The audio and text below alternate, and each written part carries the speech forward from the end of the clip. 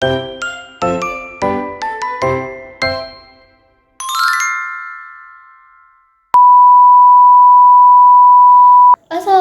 warahmatullahi wabarakatuh. Halo Sobat UT, kembali lagi bersama saya Nadia Salma, NIM 8782403882, program studi S1 Pendidikan Guru Sekolah Dasar. Pada video kali ini, saya akan membahas filsafat ilmu dan isu-isu kontemporer pendidikan nasional. Makna pilar dalam konteks pendidikan. Pilar-pilar pendidikan menurut UNESCO mengacu pada penyangga pembangunan pendidikan yang terdiri dari 4 pilar. Yang pertama, learning to know, bahwa pendidikan merupakan prinsip belajar untuk mengetahui hal-hal spesifik bagi perluasan cakrawala. Yang kedua, learning to do, bahwa pendidikan seharusnya berprinsip untuk belajar, berbuat berdasarkan apa yang telah kita ketahui dan pahami sebagai bentuk dari aplikasi belajar untuk mengetahui sehingga kita dapat bertindak terhadap situasi dan kondisi yang berubah-ubah. Yang ketiga, learning to live together, bahwa pendidikan seharusnya berprinsip belajar untuk hidup berdampingan dalam kerukunan serta memperoleh pengetahuan melalui interaksi sosial dan psikologis. Dan yang keempat, learning to be, bahwa pendidikan seharusnya menekankan prinsip belajar untuk menjadi diri sendiri yang mana seseorang dapat mengembangkan potensi dirinya, penilaian dirinya, dan bertanggung jawab bagi dirinya sendiri. Dan semuanya bertujuan untuk kepentingan dan kebutuhan orang banyak. Keempat pilar pendidikan ini secara filosofis merupakan pembelajaran sepanjang hayat. Prinsip dasar Ki Hajar Dewantara. Seperti yang kita ketahui, beliau meninggalkan semboyan yang luar biasa dan masih menjadi fondasi utama pendidikan di Indonesia hingga saat ini. Prinsip yang pertama adalah Ingarso Sung Tulodo, yang berarti di depan memberi teladan. Sebagai pendidik atau pemimpin, peran kita bukan hanya memerintah, melainkan menjadi contoh nyata bagi mereka yang kita pimpin. Kemudian prinsip yang kedua, Ing Madya Mangun Karsa, artinya di tengah membangun semangat. Di sini peran kita adalah mendampingi, berada di antara mereka untuk terus memotivasi dan mengembangkan ide-ide kreatif. Dan yang ketiga adalah tuturi handayani, yang artinya di belakang memberi dorongan. Kita memberikan kepercayaan dan dukungan penuh dari belakang agar mereka berani melangkah maju dengan mandiri. Sobat UT sekalian, setelah memahami prinsip dasar Ki Hajar Dewantara, mari kita bedah bersama bagaimana relevansi pemikiran beliau di tengah gempuran era digital saat ini. Pertama, mari kita lihat konsep pendidikan yang memerdekakan. Ki Hajar Dewantara menekankan bahwa pendidikan itu harus menuntun kodrat anak agar mereka berkembang menjadi manusia seutuhnya. Di zaman sekarang, ketika proses belajar makin dipenuhi teknologi dan arus informasi yang serba cepat, prinsip ini justru menjadi krusial.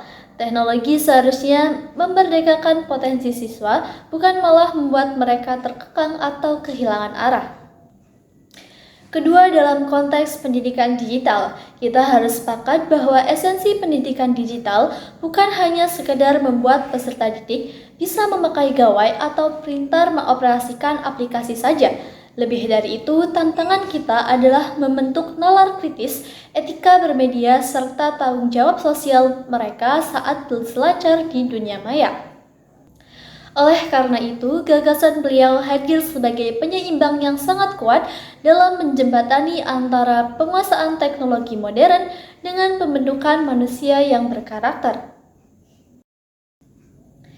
Namun, kita juga tidak bisa menutup mata bahwa dalam praktiknya ada tantangan nyata yang kita hadapi di lapangan. Ada 3 poin besar tantangan yang perlu kita cermati. Poin pertama adalah tantangan pembelajaran daring.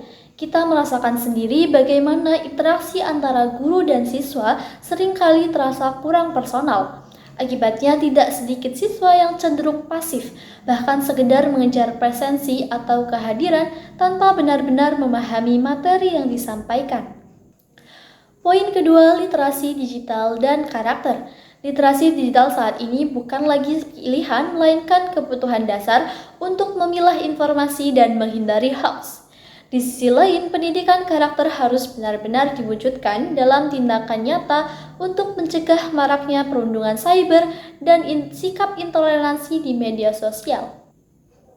Dan poin yang ketiga adalah peran guru itu sendiri. Di tengah kecanggihan AI dan teknologi, guru tetap tidak tergantikan sebagai teladan, motivator, dan pembimbing. Tantangan bagi guru, beban administrasi yang menumpuk, serta rasio jumlah siswa yang banyak seringkali menyulitkan guru untuk memberikan bimbingan personal yang mendalam. Lalu bagaimana solusi konkretnya? Mari kita lihat contoh aktual yang bisa diterapkan di sekolah. Sekolah dapat merancang sebuah proyek literasi digital yang kreatif. Misalnya, siswa diminta untuk menilai kebenaran sebuah berita, membuat konten edukatif, lalu mempresentasikannya secara daring. Disinilah peran guru bergeser secara dinamis.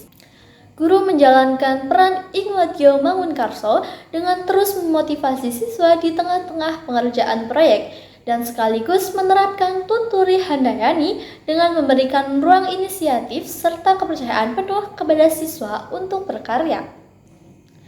Praktik baik seperti ini membuktikan secara nyata bahwa filosofi Ki Hajar Dewantara bukan sekedar konsep historis masa lalu, melainkan sebuah kerangka kerja yang sangat aplikatif untuk pendidikan abad ke-21.